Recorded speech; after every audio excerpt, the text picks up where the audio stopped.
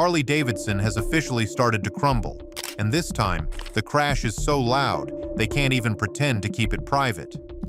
The writing was on the wall for years, maybe decades, but in true legacy brand fashion, they ignored every warning sign until the floor gave out from underneath them. Now, the inventory's overflowing, the dealers are drowning, and the brand that once stood for rebellion is being reduced to clearance tags and repossession auctions. So tell me, when did Harley stop being a motorcycle and start being a mistake? And if you think I'm exaggerating, hear me out. So, Harley Davidson has officially slashed production by 25% this month, and it's not just a belt-tightening move. It's a crisis response. This level of output reduction is what you see when a brand runs out of market confidence. For a company that produced over 180,000 motorcycles annually just a few years ago, this cut represents tens of thousands of unsold units and millions in frozen capital. It's Harley admitting that they've built more than they can sell, and they did it while ignoring years of economic red flags. When Harley flinches this hard, it's bigger than just one bad quarter.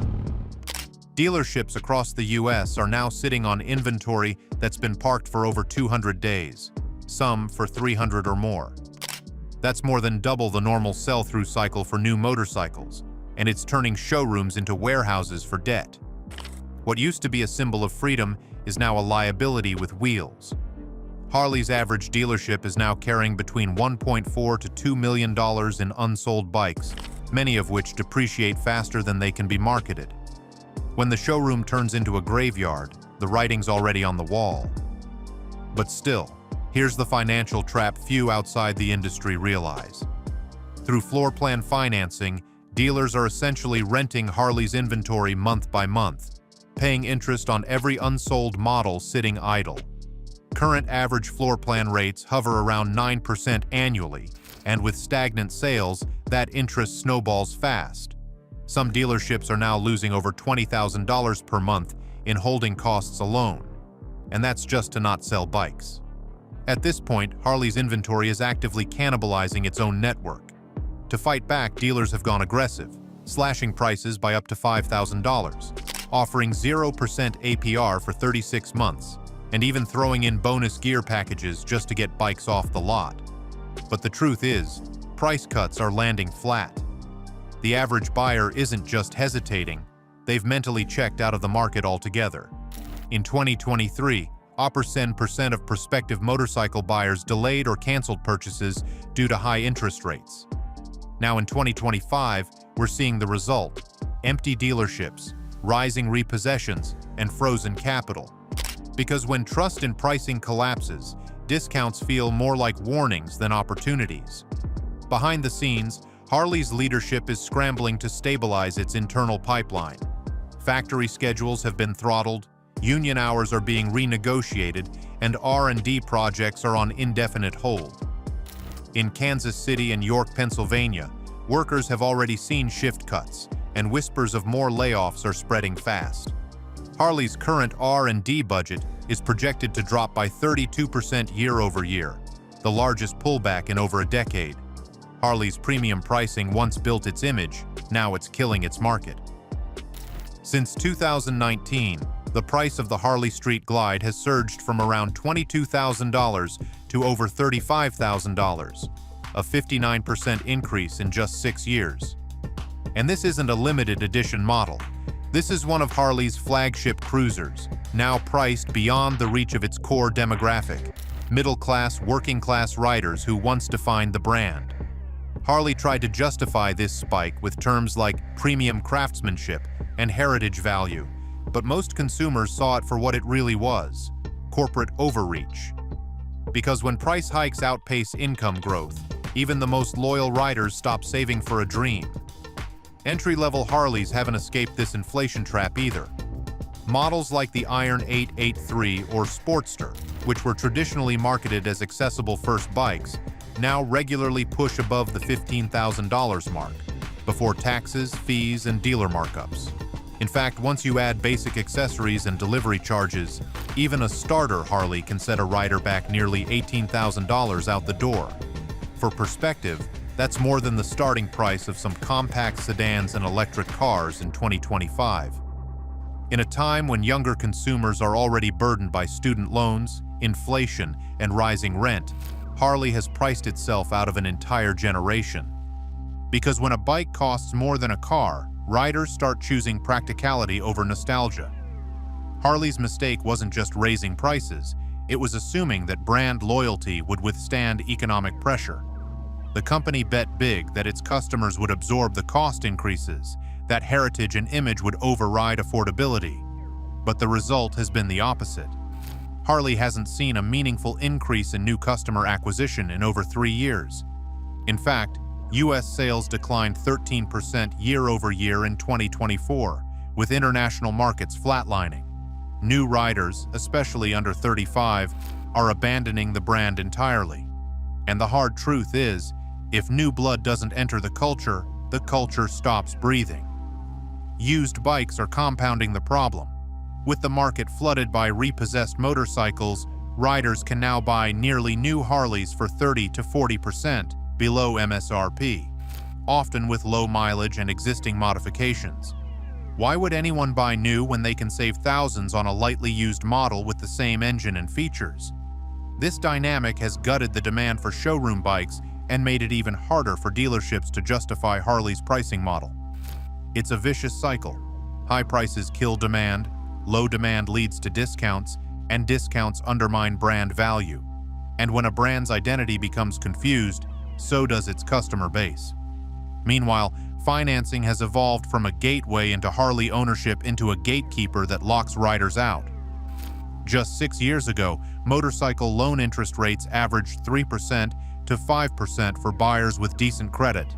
Today, they've ballooned to 9 to even 15%, depending on credit score and lender.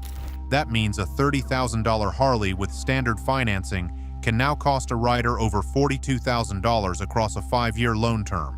And that's not including insurance, maintenance, or depreciation. And it doesn't take an economist to see how this kind of math turns dreams into debts. The rejection rate for motorcycle loan applications has also surged. 1 in every 5 applications is now being denied outright, according to regional dealership data and bank reports.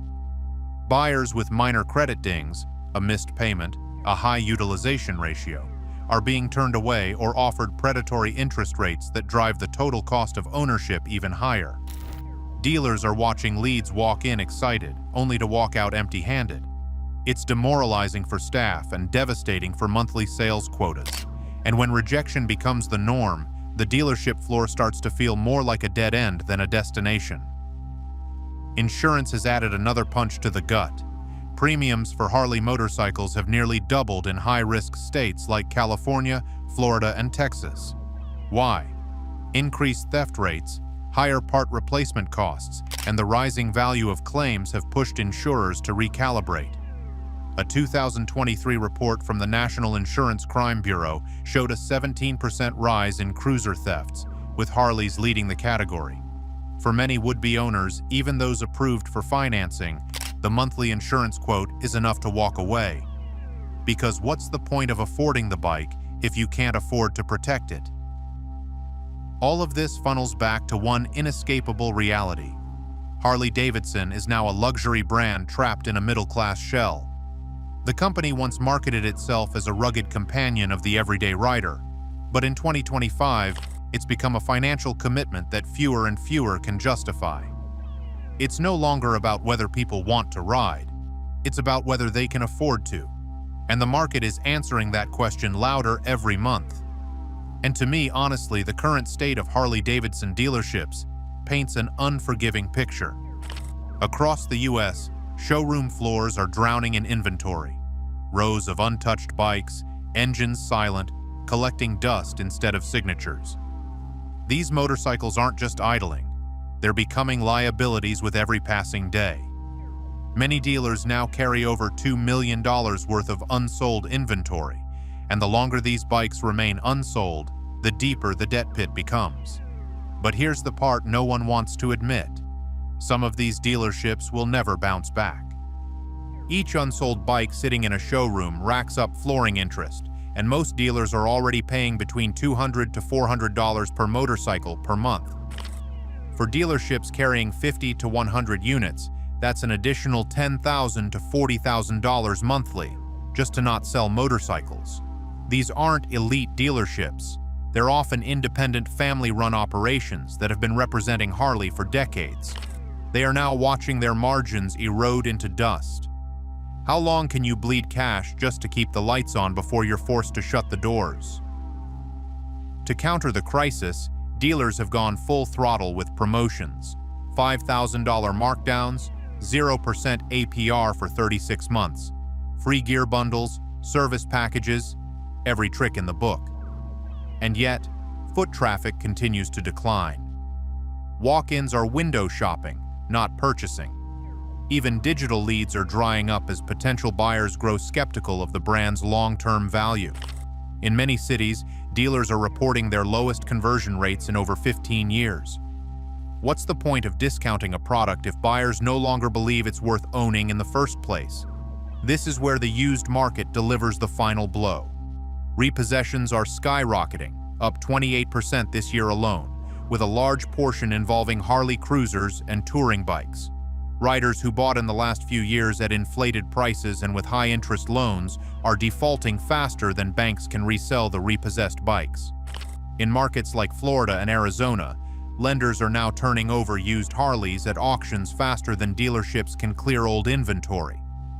The resale value of used Harleys has dropped by 30% to 35% on average, dragging even loyal owners into negative equity.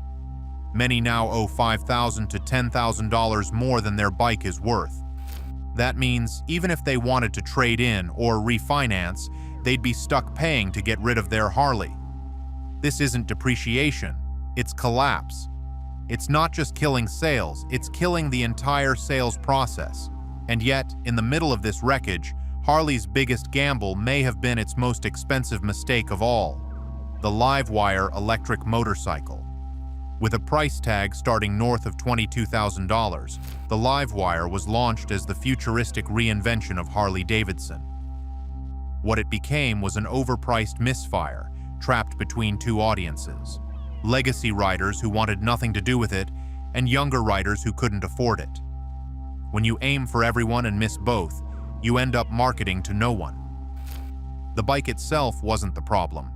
The Livewire boasts impressive acceleration, decent handling, and a design that stands out in a sea of e-bikes. But the specs didn't justify the price, especially not when range anxiety and limited charging infrastructure remained deal breakers for most. At a time when Tesla was promising 400-mile ranges, Livewire struggled to offer 100 to 120 miles per charge. Now tell me yourself, in this situation, no matter how diehard a Harley fan you are, would you seriously spend even a penny on one of these bikes today?